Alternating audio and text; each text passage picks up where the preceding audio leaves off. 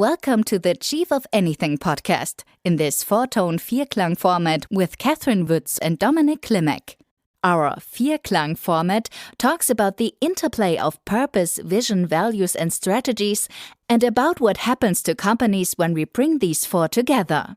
Here I hear firsthand how the VIERKLANG strategy has transformed companies and what I can expect from its implementation. Hello, Dominic. How are you doing today? Hello, Catherine. I'm so excited for this episode today. How are you doing today? I am absolutely fabulous, and I'm equally excited because we have a very special episode coming up. Today, we have with us the former executive team of Vodafone Qatar. And we're going to make sure you know who's in the room first. So we're going to do a little introduction round to kick this off.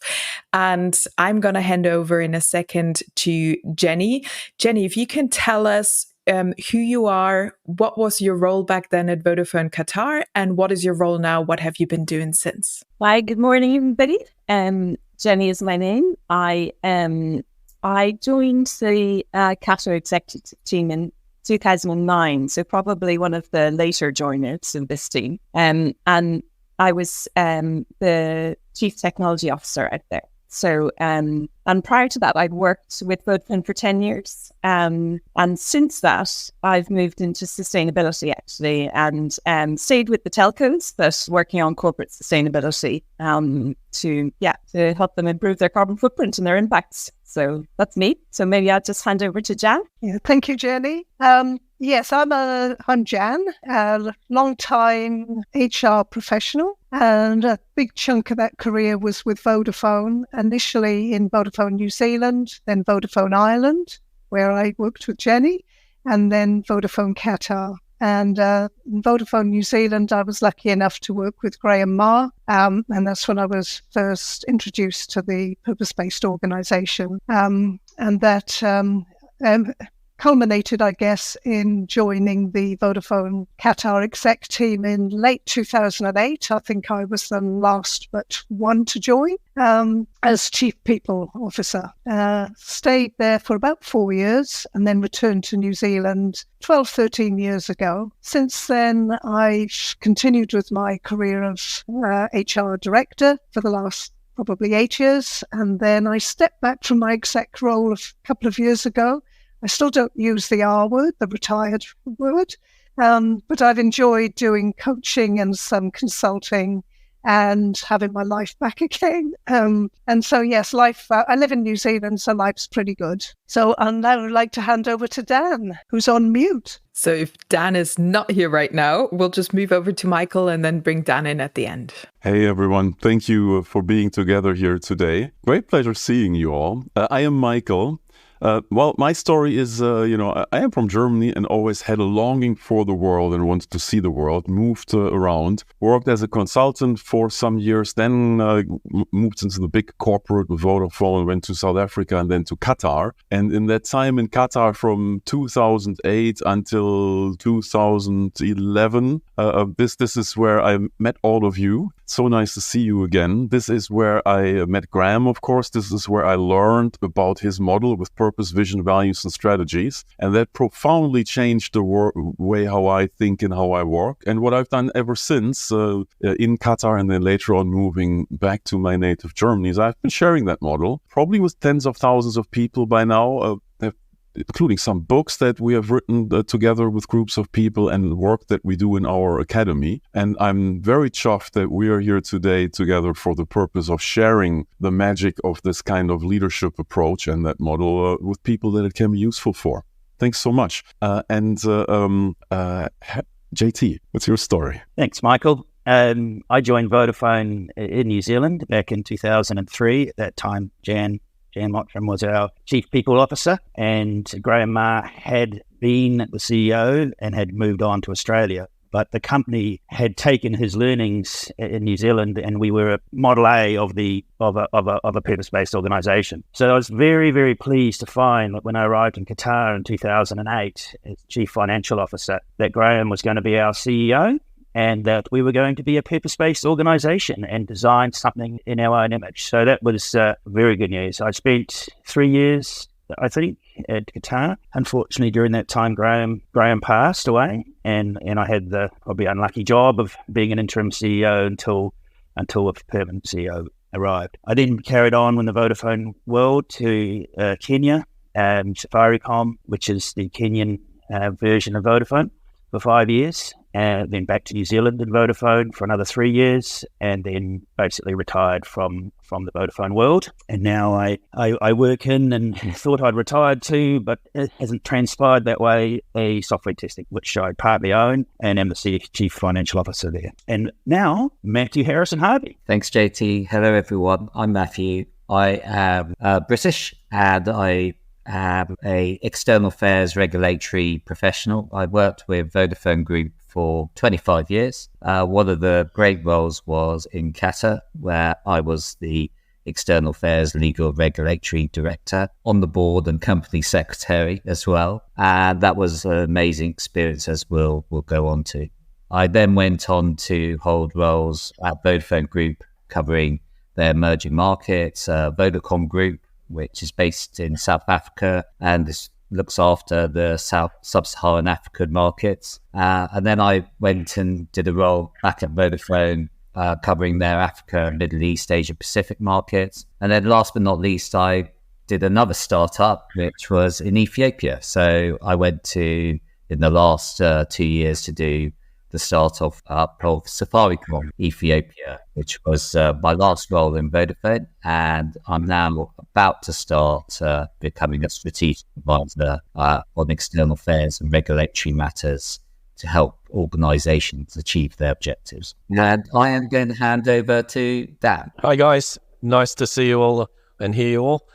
Sorry about earlier, the mute got stuck. But I joined Vodafone around 2000. And it wasn't until around 2008, 2009, I joined Vodafone in Qatar as the commercial head for the business there. I spent about 3 years in Qatar, and post-Qatar, I moved to Asia, in Indonesia, as a chief commercial officer for a telco there, and moved on after that to another one in the Philippines, where I held a similar role. I did that for a while, and I've since changed to become a little bit more of an entrepreneur. I created two startups more recently, one a health tech startup, and now another startup, which is a gaming and media business. And that's what I'm doing now. So corporate world to startup world. And I'll hand back to either Dominic or Catherine, I think. Awesome. Thank you so much, Dan. And thank you, everybody, for your introductions. It is absolutely incredible to have you all together here. And we know this podcast has been coming for a while. We've been working on getting everyone assembled. And just for our regular listeners, maybe just on the terminology, a couple of explanations. So in this podcast, we might hear the word purpose-based organization, or PBO, once in a while, because that's what our VIERKLANG model was called back in the days of Vodafone Qatar.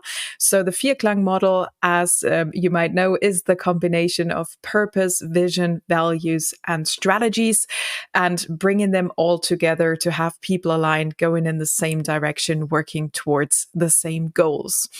And my first question out to you guys would be, well, having worked with this model for a long time now, what has the impact been that you've noticed on your career or your life, or both of them, if you like, since you first encountered the model? Jenny, would you like to make the start again with this question? Like, what's been the impact on your life having experienced this model? So yeah, I may not give you the expected answer, actually. So my first encounter with purpose-based model was in Qatar. And when I left, I stayed within the group, but I didn't go back to an organization that was following a similar model. Nor did I. Well, in part, I didn't have the opportunity. I wasn't part of a team as such, or leading a team. I had very sort of individual strategic roles, and so the scope to introduce it and use it was not really there. And perhaps I didn't actually have the confidence to drive it either. But what I found is, moving into sustainability, it's all purpose-based. So I've found since I've moved into sustainability that it's become so much more relevant. And I kind of wonder how I missed it for so long and how it wasn't part of just normal organizational culture, because it's a lot of it is just really good practice, and ultimately leading to the same sort of success that all the stakeholders want. So I suppose for me, and those that know me will know I'm a bit of an introvert, so this is this not an easy decision to participate in this, but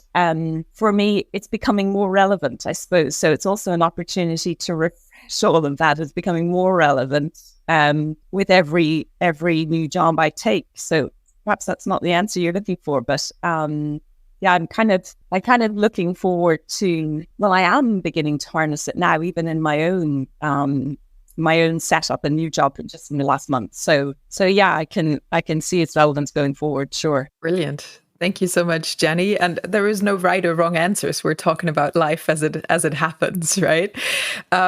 One thing, just if I may ask you a follow-up question, is, having worked in a purpose-based organization and then moved on to an organization where that wasn't as present and where the people maybe weren't aware of the different elements of it, what was the biggest difference that you noticed moving from one type of organization to another? And maybe now back towards the purpose-led.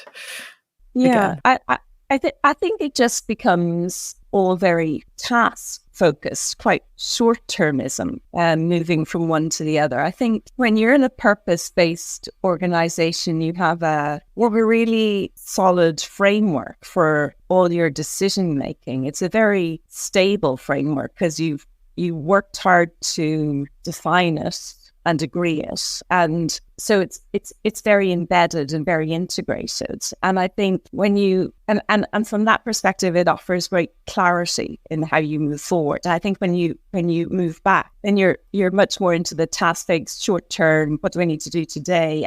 And you kind of it's easier to lose sight of the bigger picture. It's easier to forget about people. It's easier, to focus on what you're doing rather than the whole. And I suppose one of the principles I really believe in is that principle of, a rising tide raises all boats. And I think that's really consistent with a purpose-based model and is not, with those that are not. I mean, it's just easily lost in that when you move to an organization that doesn't have that same framework and thinking behind it. Absolutely. Thank you so much, Jenny.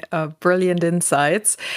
Jan, if we move on to you, kind of like, what's the impact been for you in your life, having, gotten to know this model and having used it? Thank you, Catherine. Well, I first came across it, and I'd been in HR, gosh, I'm showing my age now, but probably for 30 years, and I'd worked with, 10 different CEOs and various strategic frameworks. And there's a gazillion out there. And then in, must have been 1998, the company I was with, which was called Bell South, got acquired by Vodafone, 100%. Number of the existing exec team were moved on, and a new exec team came in, largely from Vodafone Australia, one of which was Graham Marr. And it's fair to say, because of the disruption of being bought, people leaving quite quickly, new people coming in, the exec team was, I think, dysfunctional would be a pretty good description of it.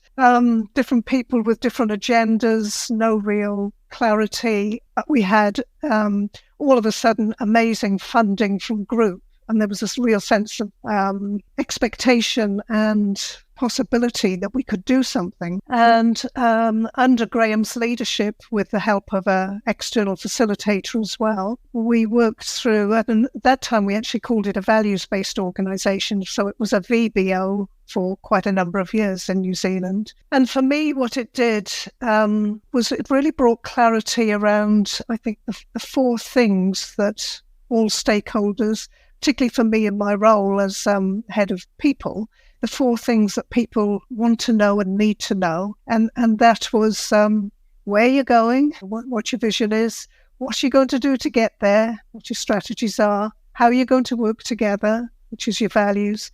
And then the thing that holds all of that together is the purpose. And I think I'd worked with other organizations that might have had a vision and they might have had some strategies, but never the integration and the power that comes from the integration of all 4 of them. And I just saw it unlock the potential in New Zealand of all the people in the organization. And we went from about 500 people to about 1,200 people in a very short space of time, and having that model and that clarity around those 4 things was just so energizing and so amazing.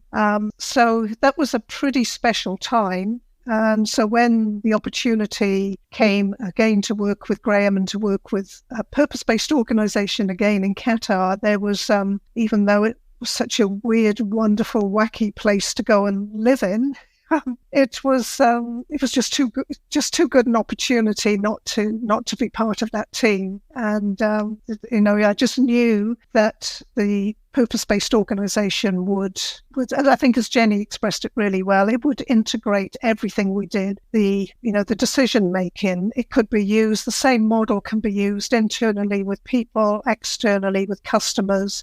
It can be used with group, it can be used with partners, it can be used with customers.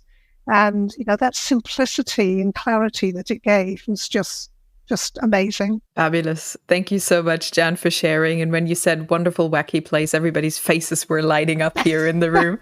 So thank you so much for that as well. Dan, we'll move on to you. What is kind of the effects you've noticed? Thank you. So for me, I obviously echo everything that Jan and Jenny mentioned earlier. And I'd like to add a couple of other things, because I did actually obviously go through the purpose-based organization in Qatar, but I did do it also in Australia with the Vodafone team there in Graham. But post the Qatar business, I moved into a couple of telcos after that, where I initiated the PBO, VBO, the VIERKLANG model into those organizations. And the things that stood out to me in particular, being in Asia, where you have very large numbers of people in the workforce, the teams of 6,000 to 10,000, the simplicity of the model and the simplicity that it gives to the teams and the leaders of the organization to communicate incredibly clearly what those 4 items are, and then provide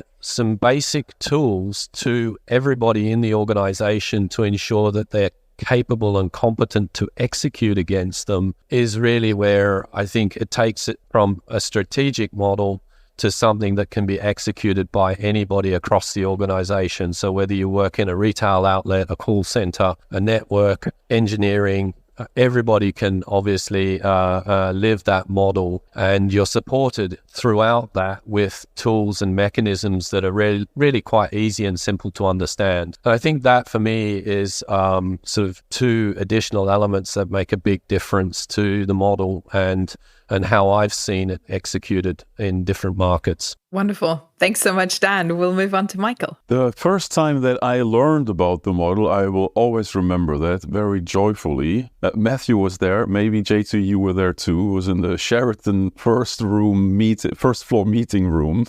And I remember the setting. I remember the light. I remember exactly how I was feeling. It was one of those magical moments where I know exactly where I was and how I felt. And up until that time, we were working frantically with a lot of pressure to launch this business within 9 months. And the expression I would use is we were running around like a headless chicken. We had a lot to do. There was a lot of activity. We were hiring people left, right, and center and making all sorts of plans. But by that time, I had the awkward feeling that I made maybe the worst decision of my career.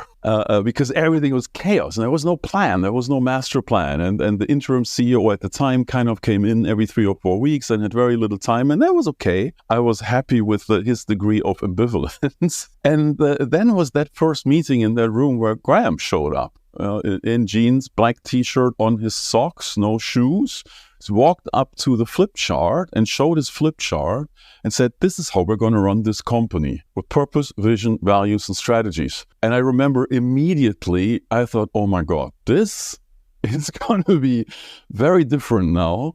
This guy actually seems to have a plan for how he's going to approach this. He knows how he's going to approach it. And I think I can learn something here. And that's exactly what happened. And what unfolded then was absolutely magical movie stuff. This could be a Hollywood movie, what came out of it.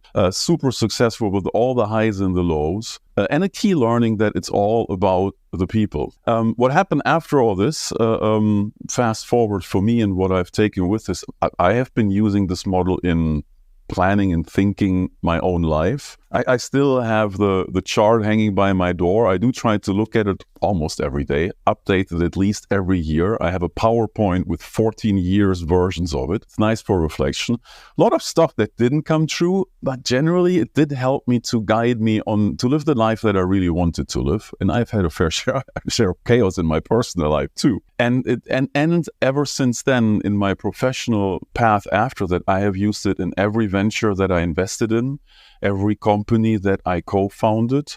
As a facilitator and as a trainer, I have shared with thousands of people, and I've seen the magic unfold hundreds of times, and it never has failed. And so for me, this has been one of the greatest, most useful learnings of my life. And I'll forever be grateful for Graham and the time that we all had together learning about this, which was the first time for me. And I'll close with this. I asked Graham about 2 years in, I think the third year, I said, well, how about we try something else? There are so many other great strategy models. And I felt like experimenting. And he had a very clear answer. And that was, this is how I'm going to run this company. And if you like it, yeah, cool, you can stay. And if you want to do something else, I'll help you find another job, no problem. But this is how we are going to run this company. And it was clear that it was his prerogative as CEO to make that choice. I fully respected the answer. And that in itself was a great learning, again, for me, because he was so clear about this is him, this is his way, and otherwise there's the door and it's cool. Awesome. Thank you so much, Michael, for sharing. John, what about you? Yeah, before I joined Vodafone, I was a management consultant. And as you can imagine, management consultants are really focused on the strategies, the what, the tasks.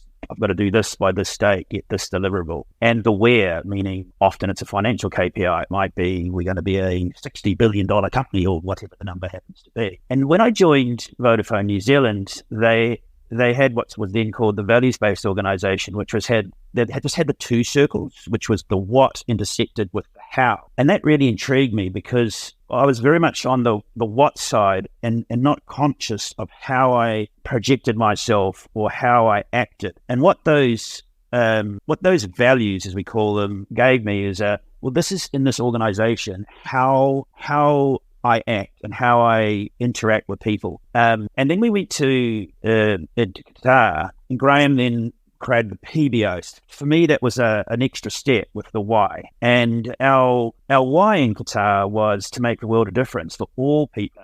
And that really made resonance because Qatar is really for Qataris and everyone else is there to build the castle. And we were there to make sure that everyone who didn't have a voice had a voice and were able to, for example, call home at prices that were what they could afford so they could interact with their families. So that's what we meant by saying to make a world of difference for all the people. I just want to make people remember and see that. I don't know if you can on my screen, but that was our PBO and it was very colourful. I then when I went to Kenya, I took this concept to Kenya. They latched onto it and we had our own PBO.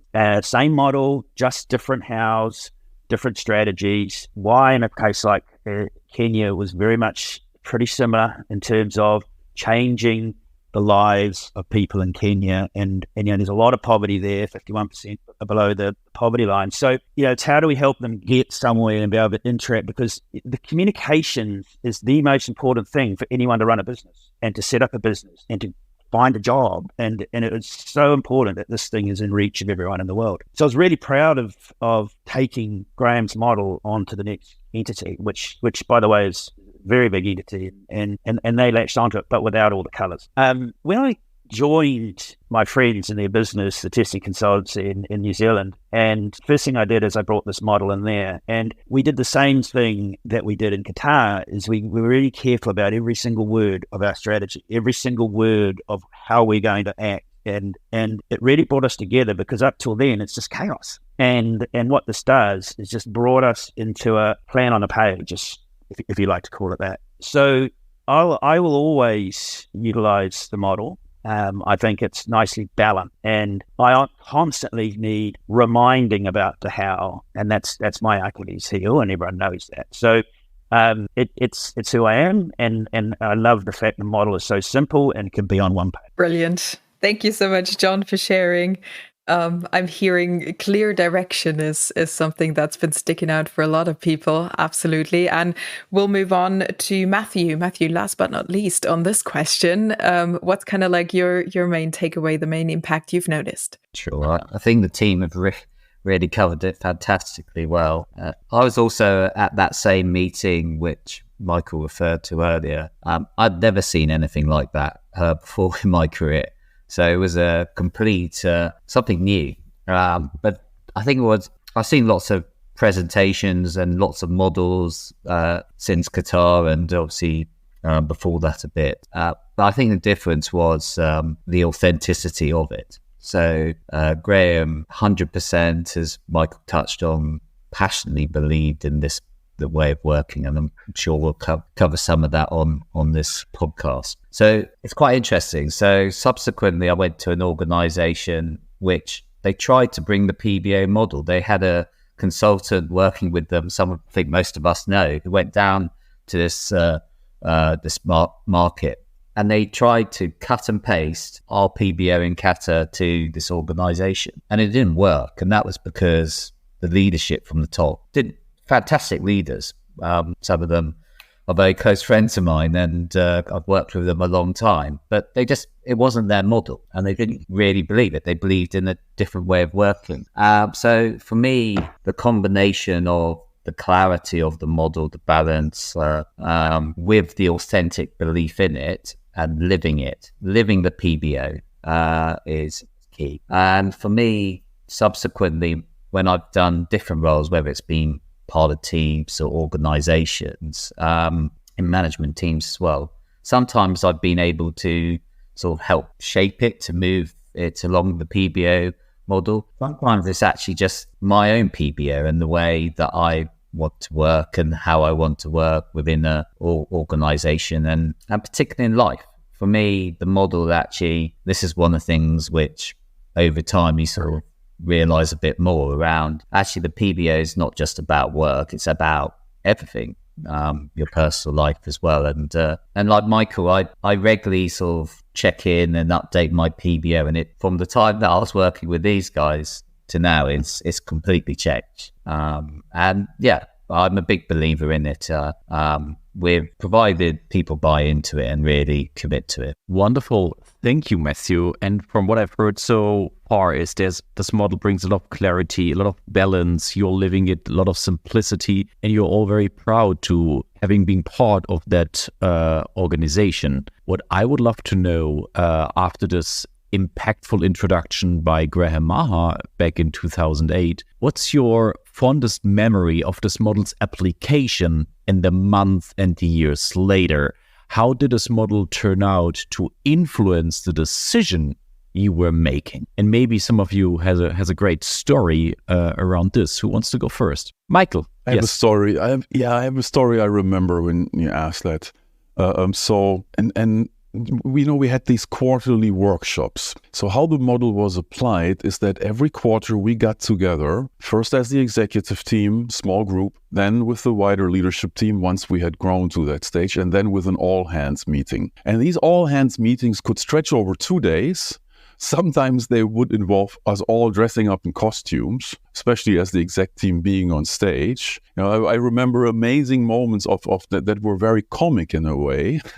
Those tight, colorful circus director uniforms that we wore on one occasion. And at the same time, it was a very serious business workshop where everybody was involved in implementing the whole model into the organization. And the memory that springs to my mind is in the very first time, I think this was in Education City in that room there. And we were going through the values. And I think by this time we had already grown to like 80 people in the organization. So it was a big group all of a sudden. I mean, we started with 4 and within 6 months we were at 80. And I remember when we went through the values and we asked the people in the room what they remembered. And there were members of the team, some of them very junior, who knew everything by heart. I remember the values in particular, and Tina Rajan, who later moved from customer care into the marketing team, with, like literally very enthusiastic eyes, and every value she could recite from heart, and other people in the room could too. And I saw that in people's eyes. I was like, wow, this is amazing. They are really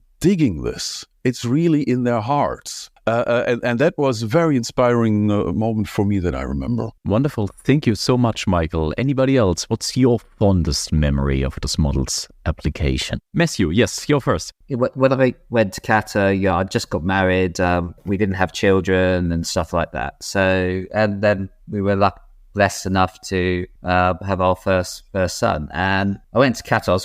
I think I was 32. So I was quite young and doing that type of role. I'd never done that type of role. And it's startup and also the type of person I'm all in, all in, committed, work. So work-life balance at the time, there was no work-life balance. And I just remember Graham saying to me, look, your priority is your family at the moment. Yeah, the work will take care of itself. The team will take care of it. And it was a bit alien to me. And so there's what JT was saying earlier about this balance of the what and the how. And the how in this case was I needed to be home with my family for the birth of my first son. And that was despite the fact that we're sort of in this crazy startup project, etc., etc. But I generally took, I think maybe a month I was away from the business, back in the UK where Thomas, our first son, was born. And I look back on that now and I think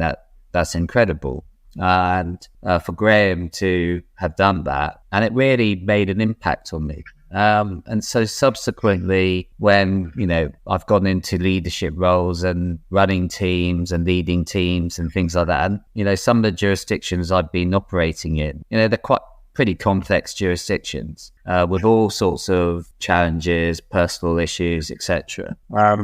And I remember one person in my team, she fell ill, seriously ill. And I remembered the time when Graham said, be with your family. And for her, this person, I said to her, forget about work. The focus is for you to get better. And she did get better. And I remember getting into trouble because I sort of said, go home, do what you need to do and stuff. And so for me, the PBO and living the PBO in the case that Graham provided to me, it really left an impact and has helped me with those decisions that, there's always work to do in businesses, and but sometimes, the personal stuff is more important than the work, actually, all the time.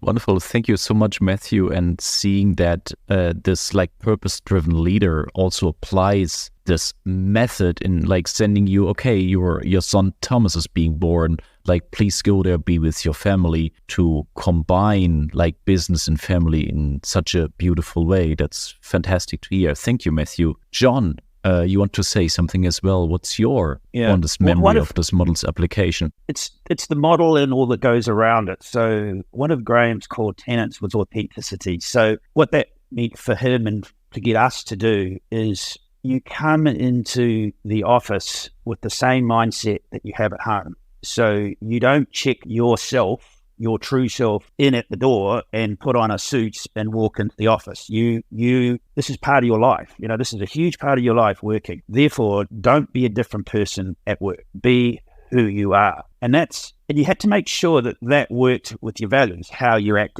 in the companies. There's no question you have to do that. But if you're feeling depressed at home, maybe you share that with someone at work. You don't be two different people, because that creates stress in your life.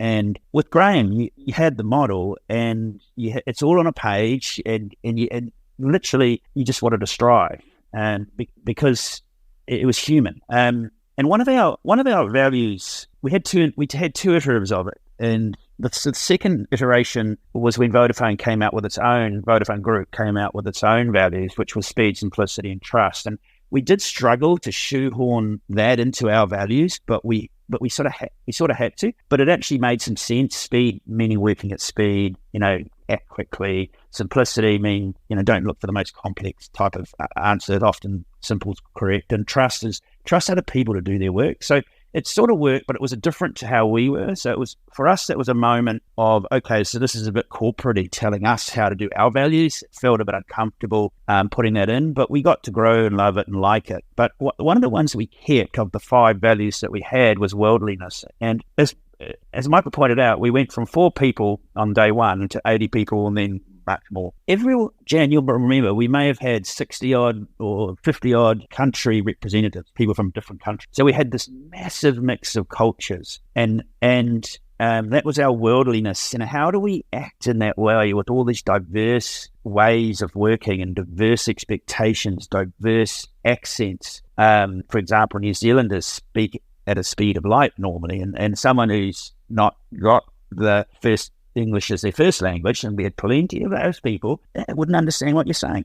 So that helped you check yourself and just go, hold on a minute, we're a diverse set of people. How do we act? And the thing that I've always enjoyed the most and remembered the most is when Michael Ports brought in the colour model. I call it the colour model. You have the real model name, but I'm simple, so I call it the colour model, the red, yellow, green, and blue. And everyone did it together, and you found out what other people's natural style was, which effectively helped you to figure out how to communicate with it. For example, my 2IC in finance was very blue, which means he was very analytical, which meant maybe like Jenny, introverted, in that he wouldn't give an answer straight up. And you shouldn't expect that, because they want to think about it first. They want to make sure that the answer is right. Whereas probably Michael and I and Dan would open our mouths and off we go first, and the brain would get into gear while we're talking. And Jan being the consummate people, just the greenest person ever. But probably not red. So it really helped us to learn how to communicate to each other. And in the Middle East, that's very family orientated. Family comes first. And to sit down and say, how did you go on those deliverables, is the first thing you say, is not more, how was your weekend? How's your family? And then ask those questions. And this whole environment was empowered by the PPO. Wonderful. Thank you so much, John. Jenny, what do you want to add? Both Matthew and John have just been talking about that authenticity. And I suppose this isn't my fondest memory, but it's my strongest memory, or one of my strongest memories, which was, we spent, it was a huge amount of effort, in building authentic relationships with each other and giving and receiving feedback, which was so uncomfortable initially, and it was definitely something that I struggled with and crossed my boundaries. So we talk about bringing our whole selves to work, but for me that was even more than going beyond. But what I suppose the legacy of that was when Graham passed away unexpectedly, and I suppose one of my strongest memories around that was how the team functioned in his absence, because he was the model is strong, and he was a charismatic leader, and he invested so much time in us and in us building our own skills so we could develop our own authenticity, but consistent with the model. And then, when he passed, those relationships were really, really strong. And some of them really came into their own at that stage, because we had this trust and we had this investment. And I think that's one of my strongest takeouts from that whole experience in Qatar is what that investment can yield. Wonderful. Thank you so much, Jenny. And I think it's just so wonderful to see that if someone or the leader like passes away unexpectedly, that all the investment that he has been doing like in the executive team like pays off for such a long time. I would like to dig a little bit deeper on this question. When Graham passed away suddenly, what happened with like the VIERKLANG, the PBO after that? Like, how did all the others experience this? And maybe like Dan, do you want to take the first shot on this question, or who'd like to go first? I think from a model perspective, one of the important things with the model is, that ability for us to come together as a team. We worked as a team. We're incredibly close as a team. So it obviously, his passing really affected us all dramatically. And, it was very, very difficult for us as a leadership team and as a company to overcome a loss like that. But what we, obviously, the model itself also helps you in the sense that it gives you the ability to also deal with things that come out of your control. And there was a specific model, which is the event itself can be unexpected, but if you change the way that you deal with things and you take control of that situation, which is your own input into that, then you have the ability to affect the outcome. And I think having learned the models and the organization that learned those models, really, I think, without those sorts of tools, it would be, in a much worse situation than what it was. And I think, they're the sorts of things that really help you. Wonderful. Thank you, Dan. Jen, what's your take on this question? For me, it personally was an incredibly difficult time.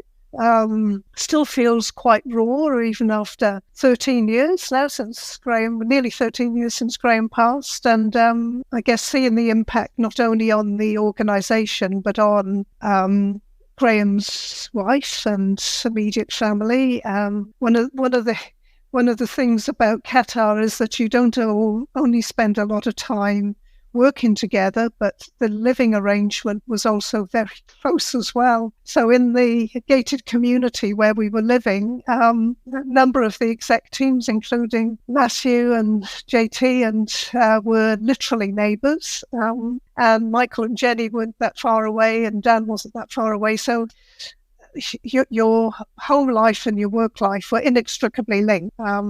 And Jenny Mars, Graham's wife, was part of that community. So I think my most vivid memory of that time it is a bit of a blur, but it was what did we need to do, and what did I need to do to give Jenny the support, having lost her life partner, love of her life, together for nearly 30 years, and the complexities of dealing with a death in a place like Qatar, even things like repatriation of a body, and I won't go into all of that, getting money out of Qatar. It was all pretty dramatic and traumatic. But I think, as others said, I think the trust and having the team that you knew were there for you as well. So that's what got me through it, and that's, I think, what got the rest of us through it. And we've talked a lot about the PBO, and a few of us have referred to it, but I think it's the tools that sit underneath it that you pull on when the going gets tough. And Dan, you mentioned the event, plus your sponsor reaction, can determine the outcome. That and many other of the tools which came to be, how you approach things on a day-by-day basis. I think that's certainly what helped get me through it. And I, even coming up to this podcast, I was feeling a little bit nervous, not having done one before. And I remembered one of the tools was ABC. ABC is accept you're going to do it, breathe, center yourself, and then get on and do it. And I there's dozens of these little tools that you pull on, particularly when the going gets tough. And just as another quick mention, one of the things I feel really proud that we did, that I think again kept the organisation going during that difficult time, was we introduced a leadership programme for all team leaders, so anybody that had anybody reporting to them, called Stepping Stones. And it was a program to equip the leaders with those PBO tools, the rocket ship exercise, the how you align your personal values with the results, how coaching models. And I think that being PBE, that was a fantastic program, and I think it really enabled the model to keep going, because the people were equipped with the tools that underpinned it, even though this core leader was no longer with us. Thank you so much, Jan, and that sounds super powerful. Michael, I've seen your hand go up. What would you like to add? And it's I remembered something, which is we refer to the team in our official internal language as the family. It was the Vodafone family. And I have to admit, oftentimes I was skeptical of using that term for the work context. And I have seen other organizations also refer to their team as the so-and-so family, and which wasn't as authentic as what I saw in Qatar. I think in Qatar, that was the closest that I've seen to that being really truthful, that there was a family-like connection. And when times got tough, that is also when that paid off, and when people could rely on each other, kind of like in a family, where it gets really tough. In the end, we're all going to stick together, and that was impressive. Also, I'm still a bit apprehensive about using that term in business, and I'm in that case, it reminded me, Jen, when you said when it got tough and all of the circumstances and dealing with those hardships, that's when all of this really paid off. And basically, how I see what the school that I went through, and I think many in the team went through, it was a phenomenal personal development journey with all these models and all these techniques. It was about personal leadership, it was about business leadership, and it made us all stick very closely together through the two really harsh times sometimes. I'm grateful for that. Wonderful. Thanks so much for sharing, Michael. Maybe to dig a little bit deeper on what Jan and Michael, you both just said. So what I've heard from all of you was, we really stuck together as a family. We supported each other when times got tough. There was incredible deep trust amongst the members of this team, and we had the right models to support each other.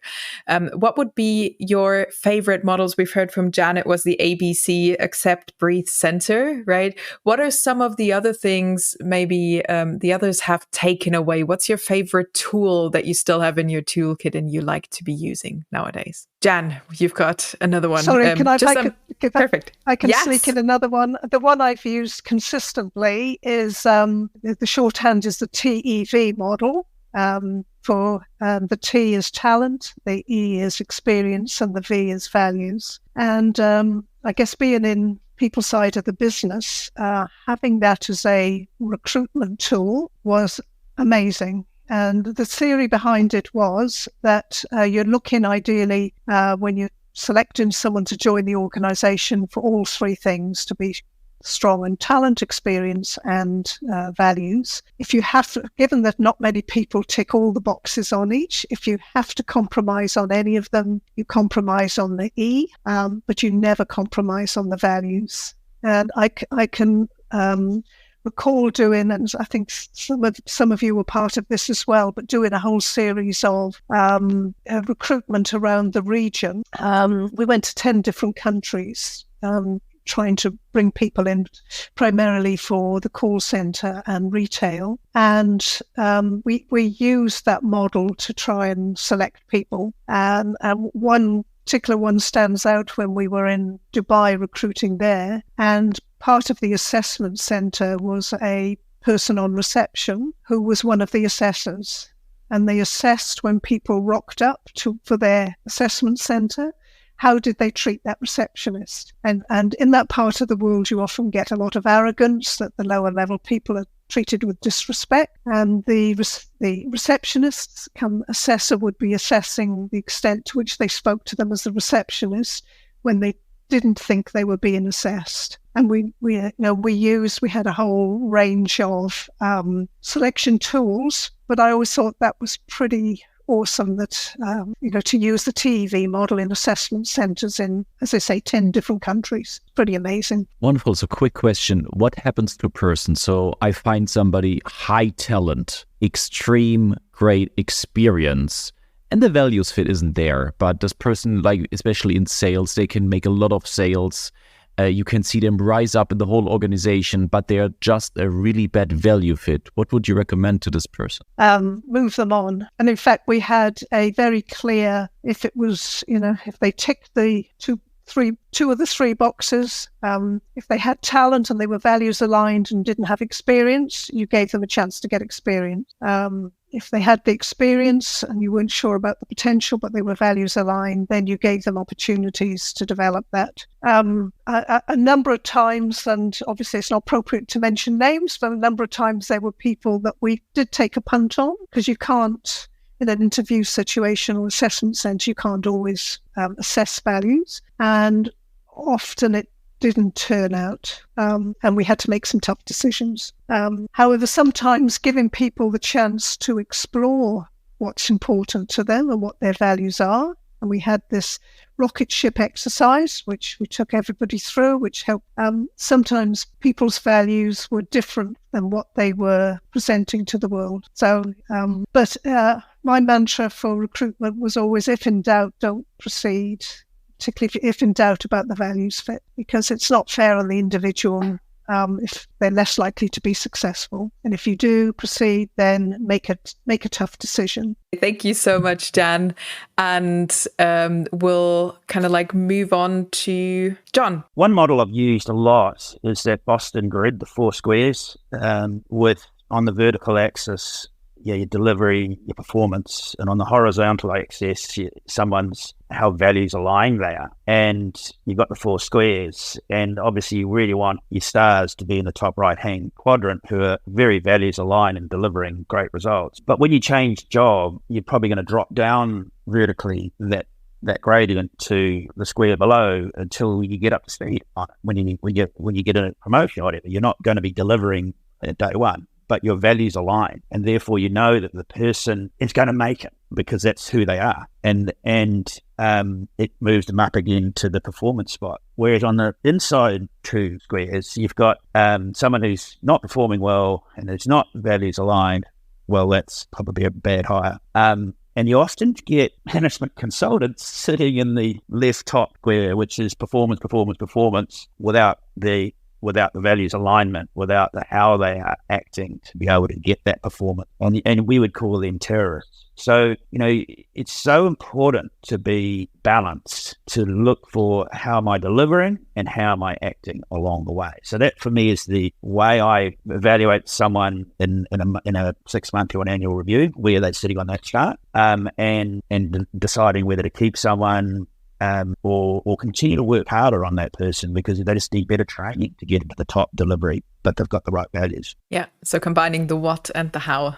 Yeah. In the evaluation. Awesome. Thank you so much for sharing, John. And I think Matthew has something to add as well. Yeah, this is more on the what. So one model that I've regularly used myself and with teams is stop, start, continue. Because often you find in business and life, there's so many things and things are changing and evolving. And so it's all about how you prioritize. And it's very interesting when you sort of introduce this to teams for the first time. Well, we're going to have to stop something rather than just add more and more and more. And I think a lot of organizations struggle with that. But that model, if done well, is super helpful. Absolutely. Thank you so much for sharing, Matthew. Michael, what's your favorite model that you've taken on? I'll go after Dan. Dan, go right away. Go ahead. You sure? I might get yours. Do it. All right, let's see. It's one that I probably haven't used enough of, to be honest, and I think I should. This has helped me reflect, actually. It's the decision-making model. So it's been very clear about how decisions are made in organizations. So, and again, it's very simple. I decide with your input, we decide, or you decide. And I think it's a fantastic model that gives clarity to the organization, your team members and others as to how to make decisions in the organization and ensure that there's clarity and simplicity around it. So yeah, that's a model that I think is fantastic. Yeah, that was the one I was going to take. So I'll pick another one. The other one I remember is this journey going from a hierarchical structure to a collaborative structure and the growing pains that can bring, and to be persistent in moving into the collaborative space. And I think we had the holacracy at the very end, extreme organizational form, and where the take, at least at the time when we worked together on this, was, yeah, it is a collaboration, but it's not a holacracy. It's definitely not a hierarchy. And collaborating takes processes to trust, takes people to trust in those processes and working together. And I remember also that is not a democracy, but it's I call it collaboracy, kind of a amalgamated word out of all of that. So this was new to me in that shape, collaborating in that way and working with people. And I have been on a 15-year journey ever since with this concept. And that is one of the things that definitely helped me change myself in the way I work, to work with people and to collaborate and to be open about the result that comes out, and not to try to influence that into how I think the result should be, but rather work with people and the process and then see what comes out. And yeah, collaboration, keyword for me out of the models we use to make the PBO turn from a plan to reality. Absolutely. We'll move on to John, and then after John, Jenny. John, go ahead. Jenny, sorry. I should have said one key 2 words: personal responsibility. Take personal responsibility. It's so key to this whole thing. You can't just expect things to happen for you, or can't bitch about, or you shouldn't bitch about things that have had done to you. You've got to take personal responsibility to get yourself to where and your company and your interaction with people where it needs to be. So that's a key 2 words for me. Brilliant. Thank you.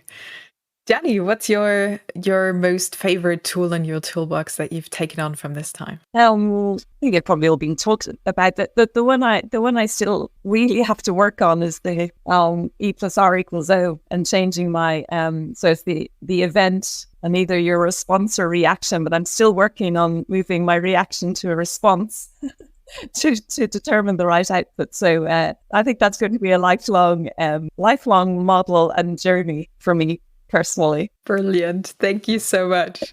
The other thing that struck me when Mike was talking about moving to the collaborative, that sounds all very, controlled and positive. And my experience of that was that it was really provocative. And, it was brilliant. Don't get me wrong. And I think, I spoke about it earlier, I think it was one of the things that brought some of the best outcomes and most solid and stable operating environment ultimately. But the journey there for me was like turbulent and provocative, and I found it really, really challenging. So I just wanted to say that.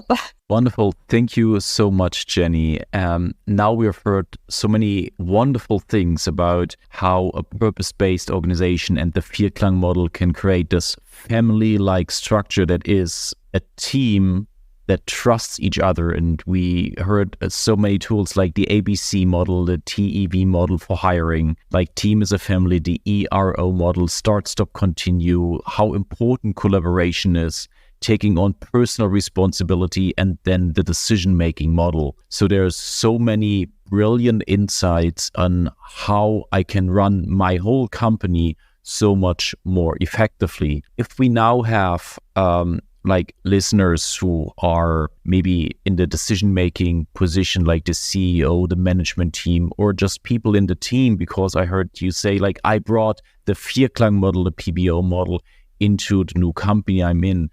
As a closing thought for this podcast, what would your recommendation be if somebody has not experienced the PBO, has not experienced the VIERKLANG, is not familiar with these tools? What would the best way for this person moving forward be to get into an organization or create an organization that is as impactful as Graham Maher and Vodafone Qatar has been for you? My experience was and has and still is first of all get marketing and HR on side, because they drive the enthusiasm and the presentation of it, and also if your CEO may be a bit more command and control, potentially it won't be natural for your CEO. So unless they're like a Graham Ma CEO who naturally that way. So you've got to get the people and the creatives to buy into the theory and then the model, and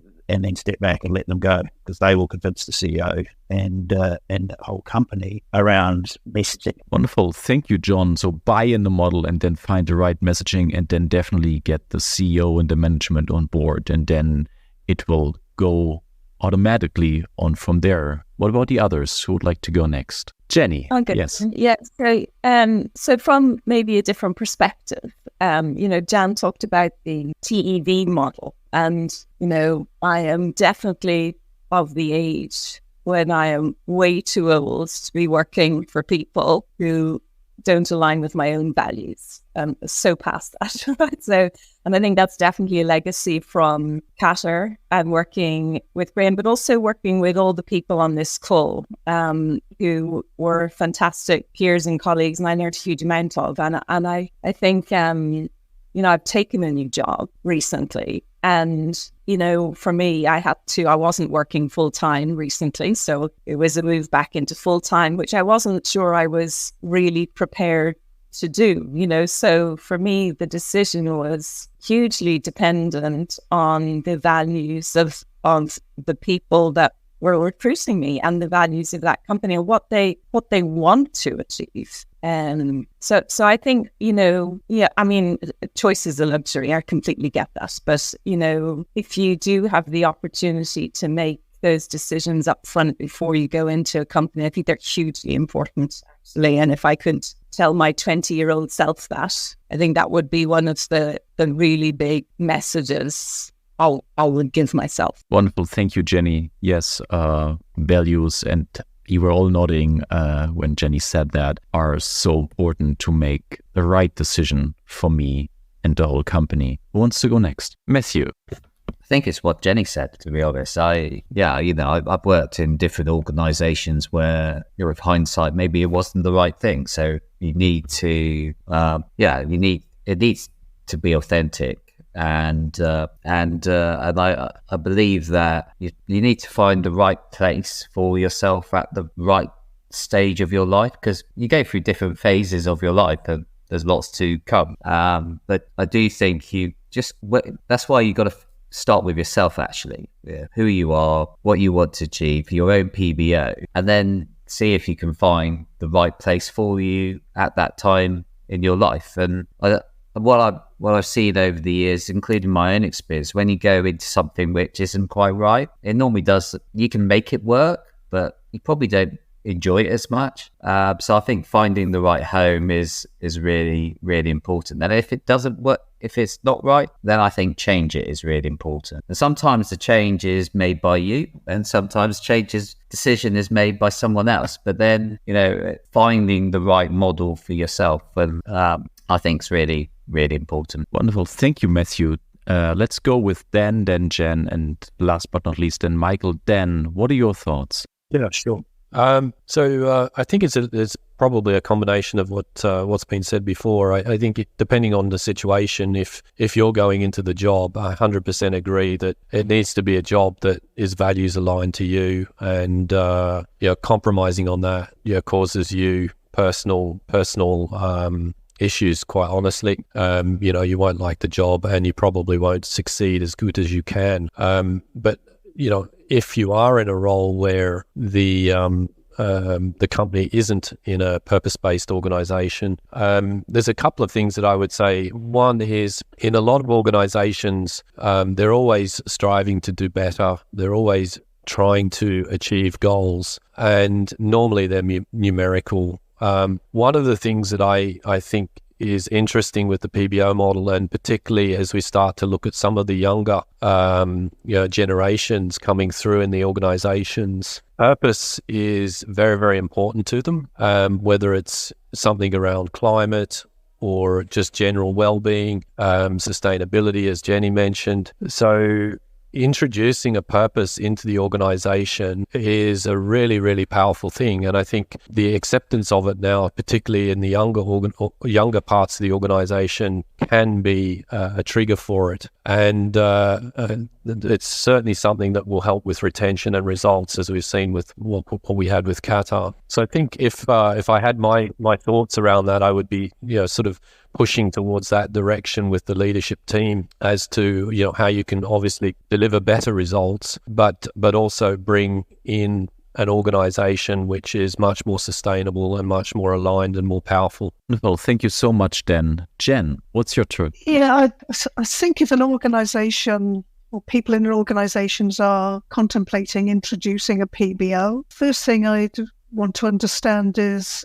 why, what's their driver for doing that? And that has to be, to my mind, a really powerful reason for wanting to do it, not just to tick a box, because the amount of time and investment it actually takes to do properly is huge. And I think Michael referred to, we had a really good business cadence. And it was quite interesting because Graham was by nature quite a chaotic character. He wasn't one that enjoyed structure. He was very, what's the saying? If it ain't broken, break it, rather than, he wasn't a status quo manager by any, but he recognized that in himself. And so he put in place disciplines, cadence, rhythms, which required a great investment. And that could be anything from our weekly exec meeting, which unsurprisingly was based on the PBO, we would always work through, to what Michael talked about, the quarterly business planning. I mean, to contemplate taking all your leaders out of the organization for 2 days and then putting your whole organization through an alignment exercise is expensive. So unless you're really clear on why you're doing it and what you're prepared to invest, then use a different strategy. Because I think people are very attuned if what you're saying and what you're doing are out of sync, and that lack of authenticity you get found out pretty quickly. Personally, where I've worked with CEOs who aren't really, either don't get it for whatever reason or aren't genuinely committed, I've found it doesn't work. I found it incredibly difficult to be an individual influencer if your top guy or gal isn't really attuned to it. So find out why are you doing it would be the question I'd ask. Find out why. Thank you so much, Jen. Michael, what are your thoughts? What I can share with any business leader who might be listening right now and thinking about going on this, what can be a really wonderful and worthwhile journey, is the things that help me and that I've seen help a lot in addition to what everybody else has said. One is sharing experiences with others who have been on the journey and asking questions to shape my own journey, because it's going to be different than everybody else's. It's not going to be Graham's template for everyone or any other organization that uses this model. So, that I have found incredibly useful, to share experiences with others who use these concepts and then to shape their own journey. And the second one is, and this depends a bit on the personality type of the CEO and the top team too. It's this concept of trusting the process. Because I found that a lot of the magic that comes from this is just simply doing it and not getting too wound up in my thoughts and in my planning in the details of it, but simply trusting the process of going through this with all the people, harnessing the power of everybody's thinking and going through the steps. It's almost like cooking a good dish starts with following the recipe that's in the book, and then over time I can get more sophisticated and make my own tweaks to it. But trusting the process and the recipe that is there is, I found that helpful because it already delivers, even if it's not perfect. That's what I can add. Fantastic. Thank you so much, Michael, for those wonderful closing remarks almost. So let's trust the process. Let's move things forward and go step by step is what I'm hearing from there, what I'm taking from that. Thank you so much, everyone, for having been part of this very special episode, for sharing your stories, for going down memory lane and, connecting with each other again in the form of a podcast. It's been an absolute pleasure having you here and listening to you. And we look forward to maybe reconnecting sometime soon and wish you all the best going forward. Thank you so, so much. Michael. Can I ask a favor, Catherine and Dominic? In the process of I just remembered another method, and maybe we can use that in closing. And in our meetings as an exec team, we always had a check-in and a check-out. And in the beginning, I thought we were talking about chicken when John said check-in. And so obviously, we've done the check-in earlier with our introductions. Maybe we can use the check-out process that we sometimes used also as a check-in, which is our one-word feeling. How am I feeling? How's everybody feeling now in one word? Could be an adjective or a noun. If that's okay, if I crash the process here. Go for it. Maybe we can check out with that and go in the same sequence that we had for our introductions. Absolutely. Jenny, would you like to get started? What's your one-word feeling right now? I suppose it's probably not the word I would want to choose, but the one that's in my head is nostalgic, I suppose. Fabulous. Nostalgic. We'll take it. We'll take it. Thank you, Jenny. Jan, what's your one-word feeling? Jenny took the very words that literally out of my mouth. I was thinking nostalgic. And in a bittersweet sense again. It's sort of so many good memories and yes, good and bad. Wonderful. Thank you, Jan. Dan, what is your one-word feeling? Mine would be inspired. Fantastic. So we'll take inspired from Dan. Michael, what's your one-word feeling? Enriched over the course of 15 years. Still enriched. Fabulous. Moving on, very enriched to JT. What is your one-word feeling? Proud that we've had this experience that brought us all together and can still talk about it 13 years ago. And that I was part of that, like you all were. It's just a wonderful feeling. Fabulous. Thank you, John. And Matthew, what's your one-word feeling? Better. I feel better for doing this. It's been really great. So thank you very much. Fabulous. Thank you so much to all of you for being here. How do you feel? I think with that, how do I feel? I feel very at ease right now. I've just been able to go on this beautiful journey with all of you, and at ease is, I think, the best word for that. Dominic, what's your one-word feeling? My one-word feeling is amazed to see. It's amazed to see what's possible if I get people together who go in the same direction and just see the beauty and like looking in your faces, how you feel looking back at having had that experience. It's so wonderful. Thank you. Fantastic. Thank you, everybody. That's it for today with VIERKLANG Strategy Coaching in our Chief of Anything podcast. If you would like to discover the impact of VIERKLANG Strategy Coaching for your company, then simply click on the link in the description and get in touch with us.